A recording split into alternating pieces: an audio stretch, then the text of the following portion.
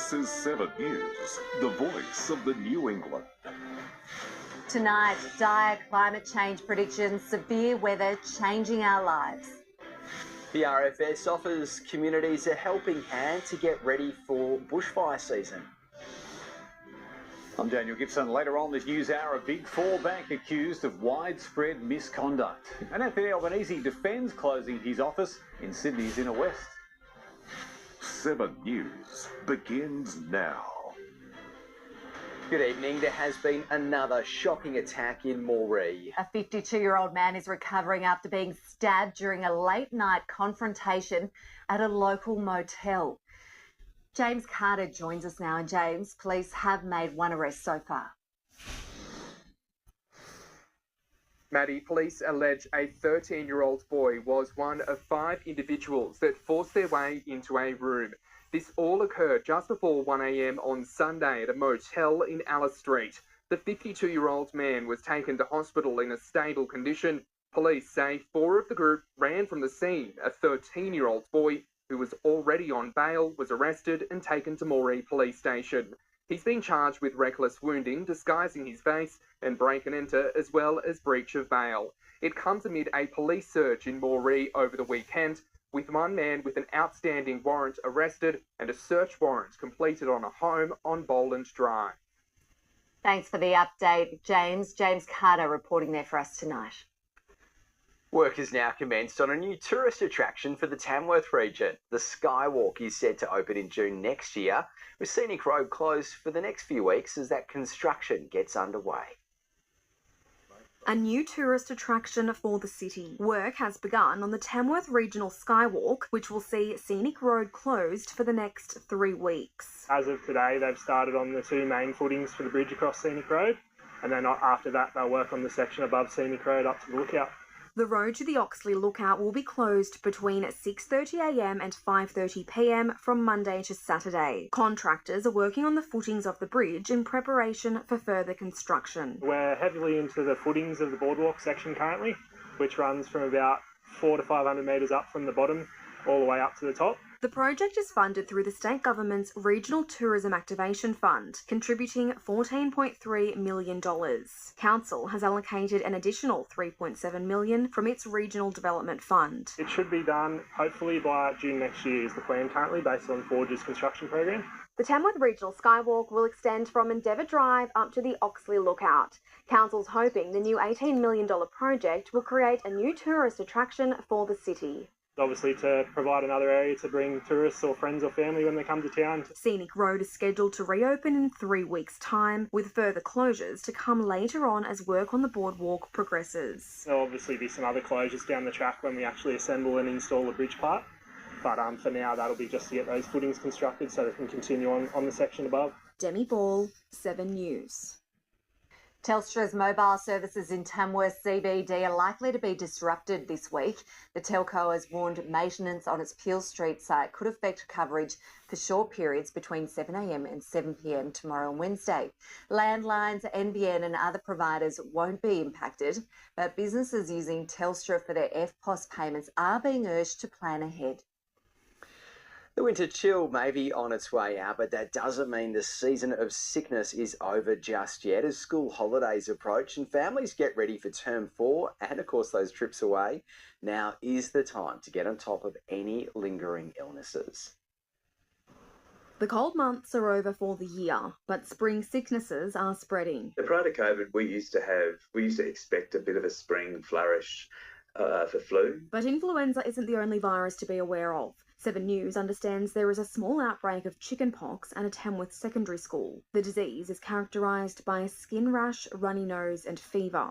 Those who've been infected are at risk of contracting shingles, as the virus lies dormant in the body and can reactivate later in life. As you get older, your suppression of that virus by your immune system wanes, and the virus represents itself as shingles. Those looking to travel overseas in the next few months should also ensure they're vaccinated against measles, with recent outbreaks in Bali and far north Queensland. Make sure your measles vaccination is up to date you can see your doctor about getting a blood test to make sure you're immune to that one. It's also important to practice basic hygiene heading into the summer months. At any time that the weather's starting to warm up or people are a bit more relaxed, and a meat platter or a plate of chicken sits out for a bit longer, then that predisposes people to potentially more sort of food poisoning. Checking all vaccinations are up to date should be done in preparation for end-of-year travel plans. At this time of year, it's just making sure your routine vaccine's up to date, and you can access that information through Medicare on the immunisation register. Demi Ball, 7 News.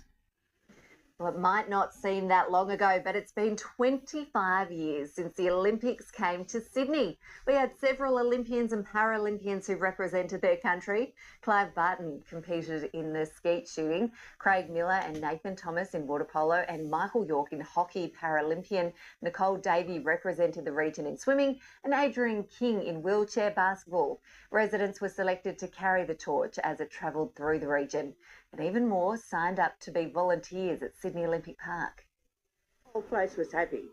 You got the street, everybody was talking about how good it was. Friends of ours actually went to a lot of the events, bought tickets to a lot of them. Brisbane is the next Aussie city in line to host the 2032 Games. The Rural Fire Service is recruiting residents to help prepare for the bushfire season.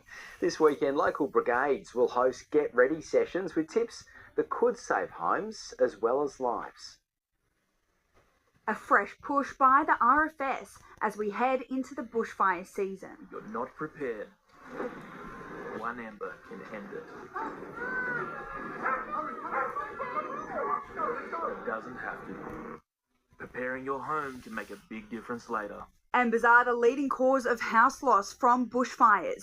They can travel up to 30 kilometres ahead of the fire front. People think about the big flames that come to a fire, come to a house and threaten homes.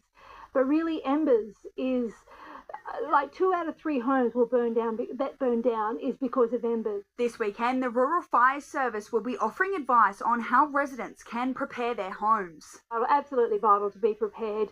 We don't only have so many red trucks, we only have so many volunteers. We can't be everywhere, and fire can happen really, really quickly. Firefighters will be sharing easy steps that everyone can take to help keep lives and homes safe.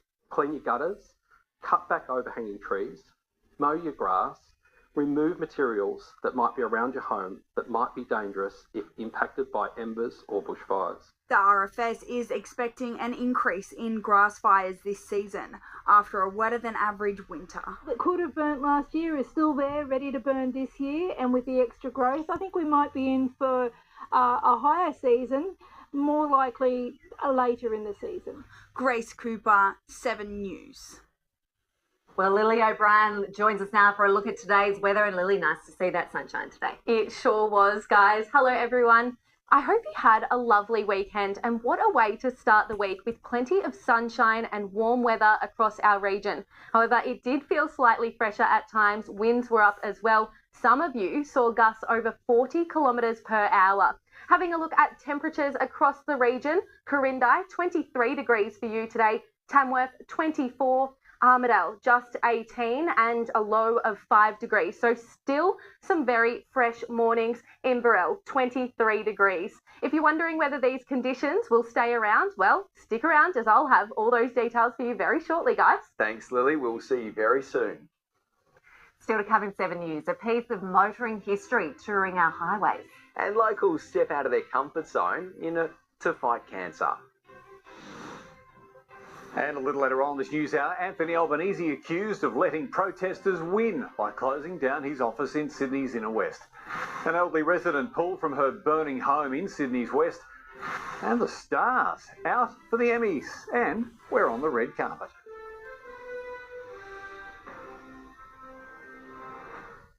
The Red Cross is asking Australians to shrug off emergency fatigue and set a plan so they're ready for disasters. Almost half the people surveyed admit they haven't given it much thought, but the Red Cross boss says preparation is key, and that's what Emergency Ready Week is all about. Australia is no stranger to wild weather. From large-scale flooding to cyclones. and fires which leave towns devastated. In Australia, it's now disaster season all year round. But even then, some residents are still not ready for the next disaster. And our research has shown us that Australians just are not prepared. Red Cross says 90% of Aussies have experienced an emergency or disaster in their lifetime. But only a third of those were prepared. And we think it's because there's an attitude of, she'll be right, it'll be okay. Getting prepared is as simple as talking with your family and planning ahead. And tidying up your pot plants and putting them away safely, and just staying inside out of the wind and the rain. And if you don't have a safe place to bunker down, Red Cross is urging residents to be aware of local government emergency evacuation centres. Knowing what's available in your community before a disaster hits is critical to being emotionally prepared and physically prepared. Georgie May Walker, 7 News. Well, the new climate report is forecasting a frightening future. We are being warned of killer heat waves and devastating floods, and farming will become less profitable. The federal government says every Australian will be impacted. It's a hot topic guaranteed to spark hot debate. The weather has changed drastically. When it's not supposed to be hot, it is way too hot, and when it's supposed to be cold, it's not. So just how the weather is, isn't it?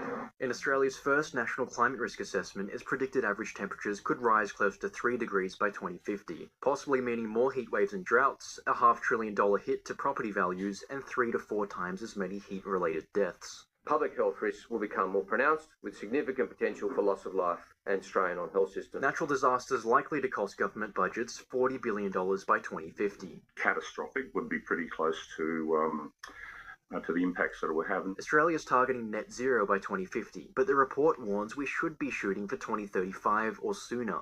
Many doubt even a 2050 goal is possible. I don't think we're set up to really achieve that anytime soon, so I think it'll be a long while away before we get there. I mean, Australia might be able to achieve that with a lot of difficulty, but to do that on a global stage is just, I just don't think it's achievable at all. I mean, it's also a plan not everyone's on board with. Well, it's all about money, isn't it?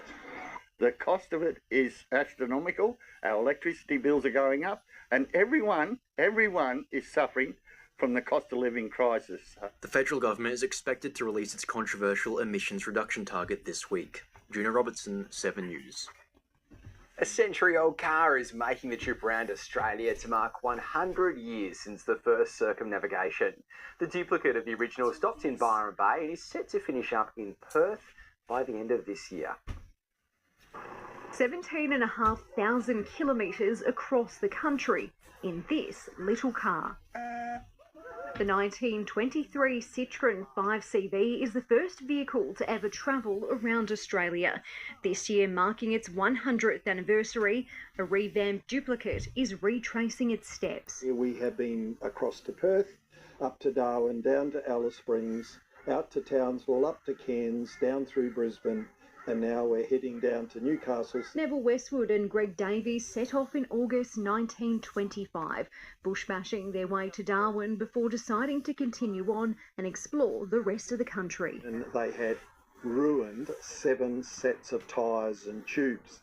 So they caught the train up to Darwin, bought 6 motorbike tyres and tubes and said, let's not bushbash our way back to Perth, let's keep going. The century-old car, dubbed Bumpsy, arrived in Byron Bay today, having left Perth, Western Australia in June. The car is just so amazing. Like the accelerator pedal is in the middle. It's not on where we would want it to be. Bumpsy's top speed is 40 kilometres an hour. On a full tank of fuel, it can travel up to 280 kilometres. One day, Neville records, it took us 16 hours to drive 19 kilometres. Its next stop is Lismore tomorrow before continuing on to Maclean and Grafton. It's expected to finish its journey in Perth on December 30. Elise Holden, 7 News. Locals have had their moment in the spotlight, dancing to help find a cure for cancer.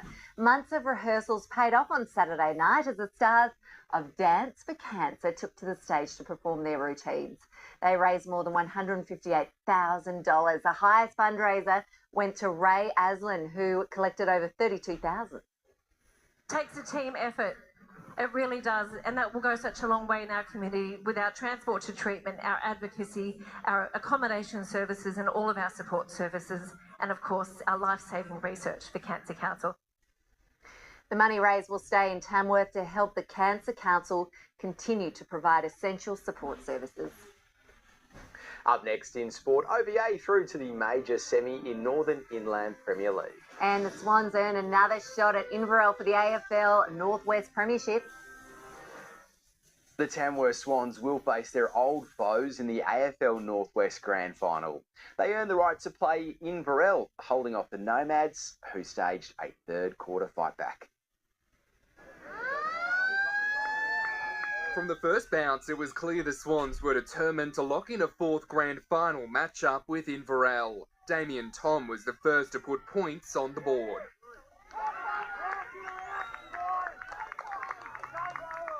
But it didn't take long for the Nomads to fire up.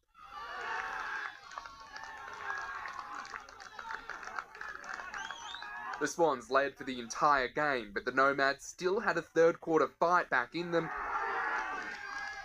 bringing the score to a tight 63-60. Tamworth rallied, getting goal after goal. And with a final kick from Caleb Crowhurst, the Swans brought the score to 111-63, setting up a grand final clash with Inverell next weekend. Armidale came out really physical, and that's what we spoke about during the week, was just being really physical and winning that battle, and full credit to them. They came really hard. And the performance of both sides in the third quarter saw plenty of well-deserved praise. Gave us everything in that third quarter, and we weathered it, and we managed to overrun them in the fourth. And yeah, so proud of our group at the moment. Hunter Green, our captain, last game for the club, he played very well. Charlie Keeler, he played very well today out of the middle. Got a few clearances and set up a few goals. They sat out last season, but the Nomads are confident of rebuilding after a solid 2025. It was a good comeback. We did have a few boys come in, and I reckon they played their part pretty well. And yeah, we're all proud of them. And each and every one of the boys did their job and got this far, and we've done pretty well. James Carter, 7 News. Oxley Vale Atunga is through to the major semi-final in Northern Inland Premier League. They travel north to face Armidale City Westside on home turf, sealing a convincing win. On enemy turf, Oxley Vale Atunga moved in quick to bag the first goal of the match. And while they dominated, 4 opportunities went begging in the first half. But their 5th attempt found the net. Armidale City Westside earned a penalty just before half-time. The score 2-1 going into the break. A mistake by the home side in the second half saw OVA handed a penalty, which put them further ahead. And then tensions boiled with players from each side handed a red card. But OVA had the momentum going their way, scoring another 2 goals to seal the win 5-1. It was tough, intense, high-paced as they always are in semis. Oxley Vale Atunga now move into the major semi-finals next weekend, battling Moore Creek for a spot in the grand final against Inverell. We fought hard, got ourselves into a position where we can go through and hopefully take it all at the end.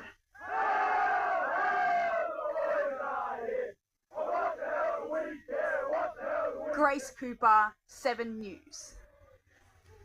Up next in 7 News, Lilly O'Brien is back and she'll take a look at your week ahead in local weather.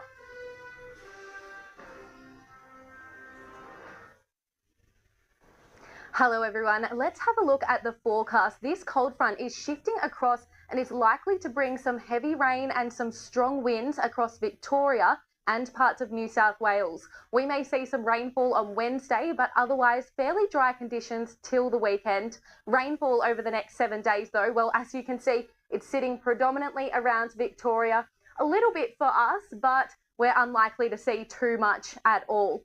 Heading into the next few days though, well, Tuesday, 26 degrees for Gunnedah, Moree 27 and Walgett 30 degrees for you. So that almost sounds like summer. For the rest of the region, 20 degrees for Glen Innes, Inverell 23 for you and Walker 20 degrees for you. Into Wednesday, gusty winds are expected to continue and some partly cloudy skies as well. 26 for Gunnedah, Moree 28. In fact, those high 20s for most of you, a little bit cooler in Glen Innes at just 21 degrees. Thursday, a warm and sunny day ahead. Gunnedah, 24 degrees for you. Moree, 29 degrees for you. So certainly some lovely temperatures around. Barrington Tops, 15 degrees for you, so a little bit cooler. Across the next 7 days, well, we haven't got the maps yet, but we do now. Tuesday, sunny. Wednesday, a little bit of rain, and then a bit inconsistent throughout the week. And whilst we may get some rain on Friday, temperatures are sitting at that 27 degree mark. So certainly some lovely spring weather to look forward to, guys. Yeah, it's lovely spring conditions. I like it. Thank you. Me too. Good on you. Thanks so much. Thanks, Lily. And that's your local news for tonight. Thanks for your company. Stay with us at 7. Up next, Dan has all your latest national and international news. Have a great night. We are back tomorrow. We look forward to seeing you at 6.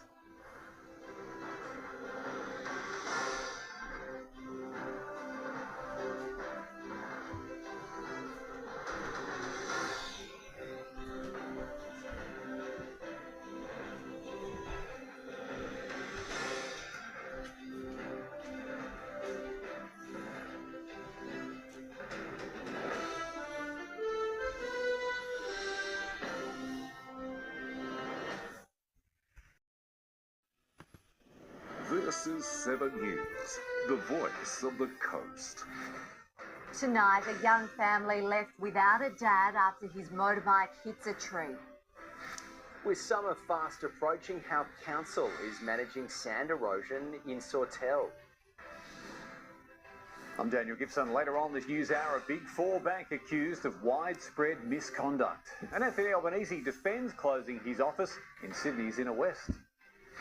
7 News begins now. Good evening. A young father is dead and his family are grieving tonight after a crash in East Lismore.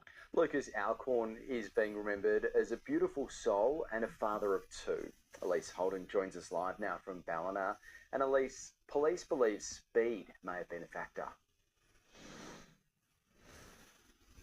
Nick, witnesses heard the motorbike tearing up the hill along Ballina Road before it veered across the road and crashed into a tree. It's the 4th motorbike fatality in less than 2 months. A motorbike smashed to pieces and a snapped tree, the remnants of a deadly crash in East Lismore. Looks terrible. It looked like something's bad. 30-year-old Lucas Alcorn killed after his motorbike veered onto the wrong side of Ballina Road and struck a tree just after 7:30 last night. Had a bike coming up the road and next minute it was just a big bang. And his 1-year-old son, an unborn baby, now without a dad. As parents, he has friends and he's a local. So the impact across the local community is huge. Police believe speed may have been a contributing factor. No, he was travelling eastbound in the number 1 lane and for some unknown reason has lost control of the vehicle and gone onto the incorrect side of the road. It sounded like the bike just revving and then coming up the hill pretty quick. And the fatality is one of 4 involving motorcycles in the past 2 months. Police are hoping the region's death toll doesn't grow any higher. Currently sitting at 20 deaths. Please ride to the conditions.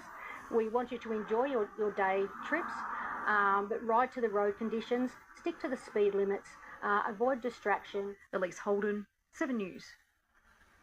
Well, road safety is back in the spotlight in the Manning Valley tonight. There's been an increasing number of serious accidents over the past 3 weeks, leading to calls from police to play it safe on the roads.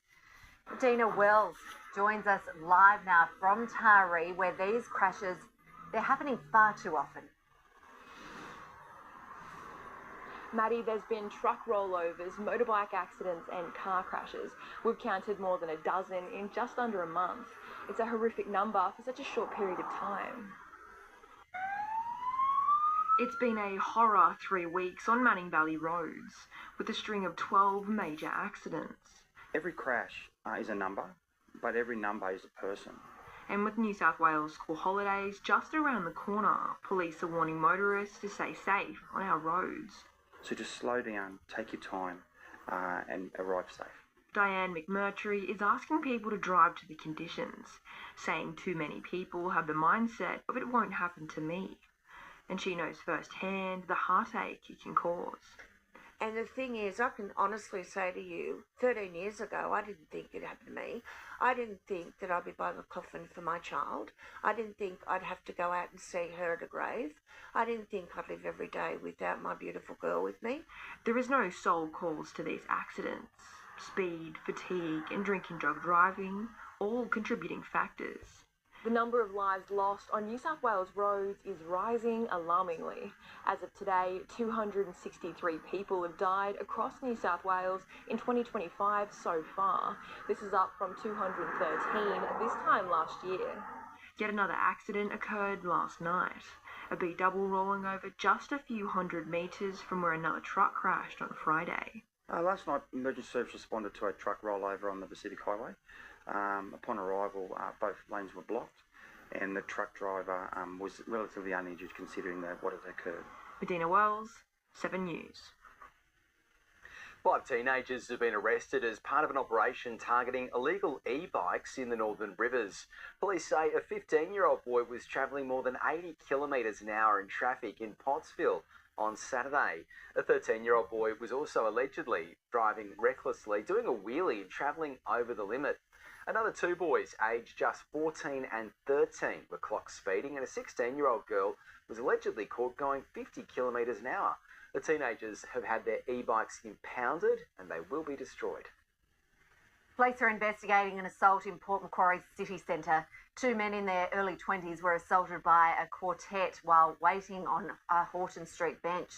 The pair suffered injuries to their faces and arms. Jewellery and other personal items were also taken.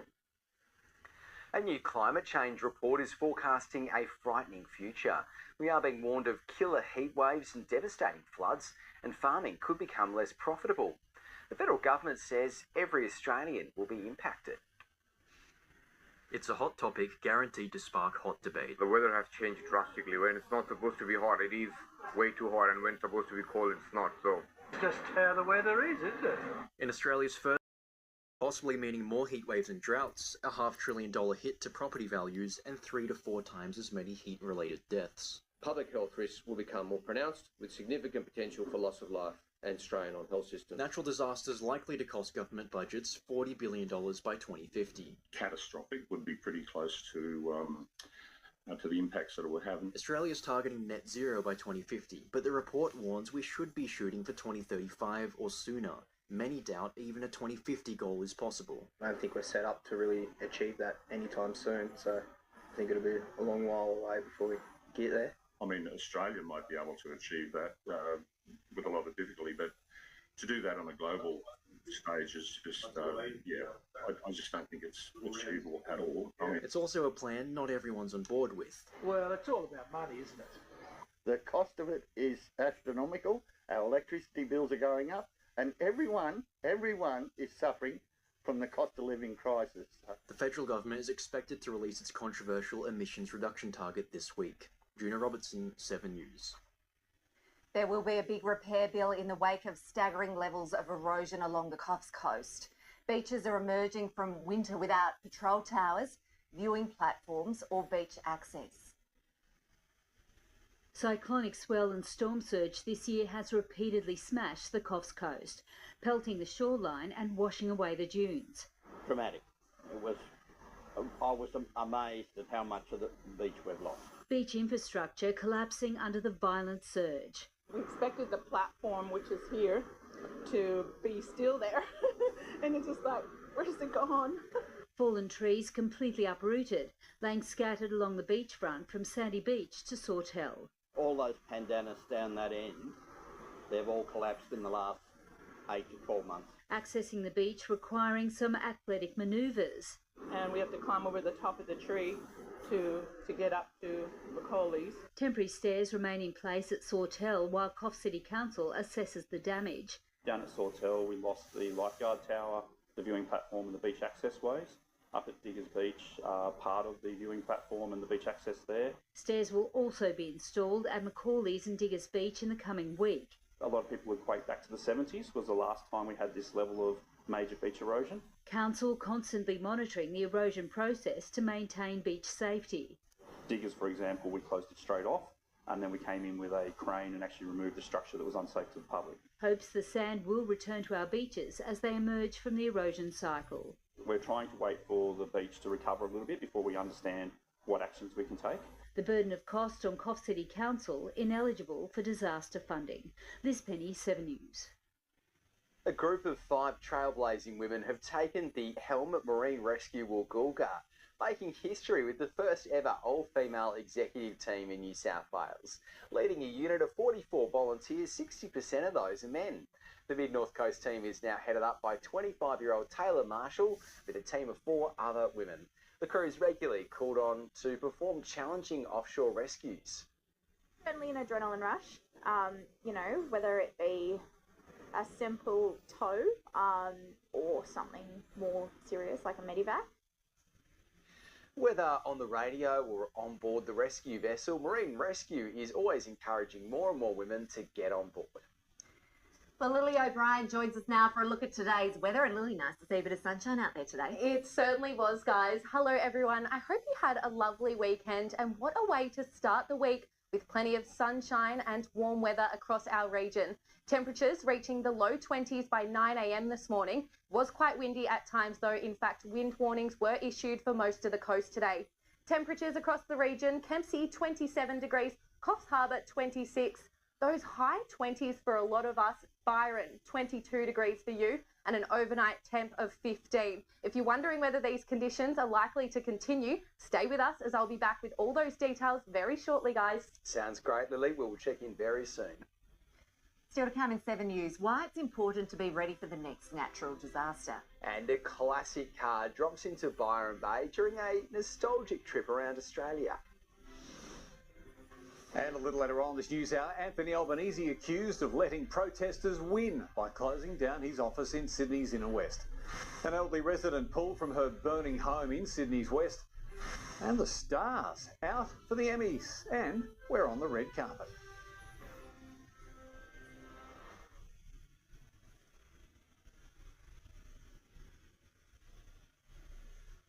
Welcome back. A century-old car is making the trip around Australia to mark 100 years since the first circumnavigation. A duplicate of the original is stopping in Byron Bay and is set to finish up in Perth by the end of this year on a fun trip down memory lane. 17,500 kilometres across the country in this little car. The 1923 Citroën 5CV is the first vehicle to ever travel around Australia. This year, marking its 100th anniversary, a revamped duplicate is retracing its steps. Here we have been across to Perth, up to Darwin, down to Alice Springs, out to Townsville, up to Cairns, down through Brisbane, and now we're heading down to Newcastle. Neville Westwood and Greg Davies set off in August 1925, bushbashing their way to Darwin before deciding to continue on and explore the rest of the country. And they had ruined 7 sets of tyres and tubes. So they caught the train up to Darwin, bought 6 motorbike tyres and tubes and said, let's not bush bash our way back to Perth, let's keep going. The Century in Australia in June. The car is just so amazing.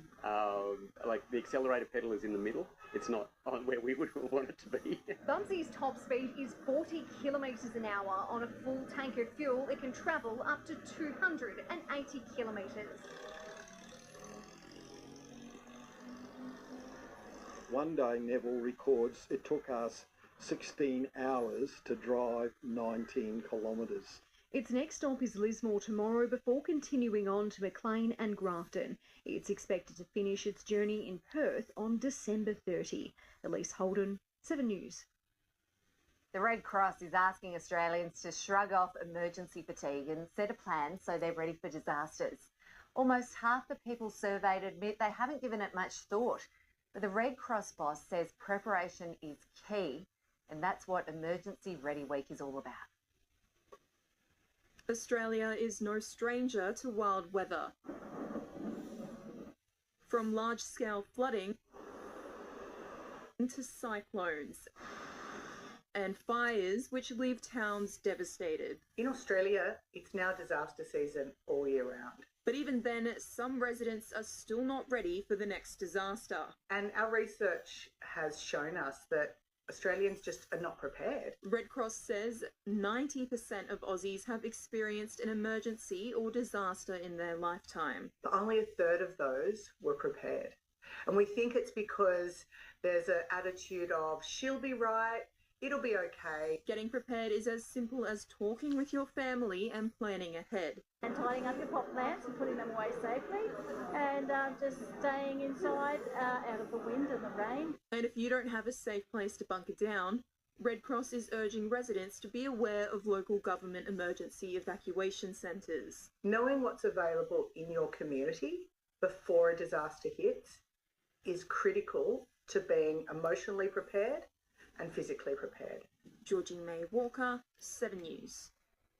Up next in 7 News, the Port Sharks in the mix to win 3 Group 3 Rugby League titles. And Coffs United and Woolgoolga fight it out for the North Coast football crown. Tomorrow on Sunrise, Trinny Woodall live in the studio, the global style queen, taking over the set for a makeover you cannot miss. Yeah, just wait till you see the before and after. See you in the morning. Finglehead surfer Dane Henry has taken out the ISA World Surfing Games in El Salvador. The 19-year-old led the pack from the beginning of the comp, representing Australia, alongside Evans Head surfer Callum Robson. Dane won by 0.6 of a point over France's Carly Vast. He managed to score a 9.5 wave with 17 minutes remaining. His win helping put the green and gold at the top overall. The Port Macquarie Sharks are gearing up for what could be a history-making weekend. 3 of the club's grades have made it to their respective grand final this Sunday, and they're putting it all on the line. The Port Macquarie Sharks will have their hands full this weekend. Just as a club, mate, we're looking really good, and I'm looking forward to see the 3 grades go around this weekend, yeah. First grade under-18s and women's tackle have all secured a spot in the season decider. The club aiming for 3 titles after a difficult season. Yeah, mate, we've had another good year, especially considering the disruptions that every club had this year with all the weather. First grade beat the Macleay Valley Mustangs in the elimination final yesterday, 26-12. They will defend their title as champions against the Old Bar Pirates on Old Bar's turf. We just got to look after ourselves, play our own game of footy, and I feel like the rest will look after itself. The women's tackle team beat the Pirates 8-6 in a close game to book their place in the big dance. They will tackle crosstown rivals, the Port City Breakers. Breakers are going to be really hard to beat, but if our girls complete at a high percentage, they know the rules. They complete at a high percentage, don't turn over, easy ball, we'll be in with a shot. All 3 teams will begin final preparations going into the weekend, while supporters count down the hours until game day. Sarah Patience, 7 News. Coff City United have turned the tables on the Premier League favourites to claim the grand final trophy, and it was a performance of an 18-year-old sensation that stole the show. A young Coffs United squad in red has been trailing a Woolgoolga domination all season. Well older than all of us, so and they're all quite a lot stronger than us. Got a few solid boys in there that will probably hit you in a few tackles. A teenage heavy Coffs United side through to a North Coast Premier League grand final. A lot of those younger boys were moving into their first final in senior footy, so it was great for them. Coffs United altering the game plan to offset Woolgoolga's winning streak. We changed it up a bit, played a few longer balls, and then sort of towards the end of the game sort of kept the ball a bit. Lockie Marchant drawing first blood with a header bouncing off the pole into the back of the net.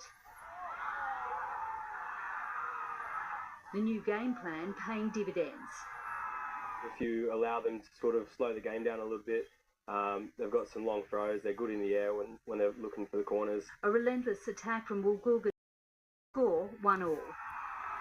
It was another case of right place at the right time for Lockie Marchant, slicing through Woolgoolga's defence with a perfectly timed strike. Seizing a grand final trophy win 2-1. In the women's, Urunga held off a consolidated attack from Boambi for a 4-3 grand final victory. Liz Penny, 7 News. We are expecting a bit of sunshine this week. Up next, Lilly will tell you all about it in your local weather.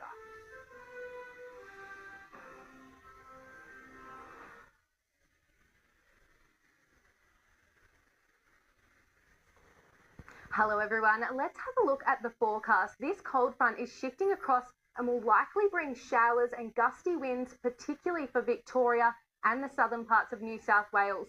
As for us though, we are expecting some fine conditions over the next week, possibly a weekend shower or two.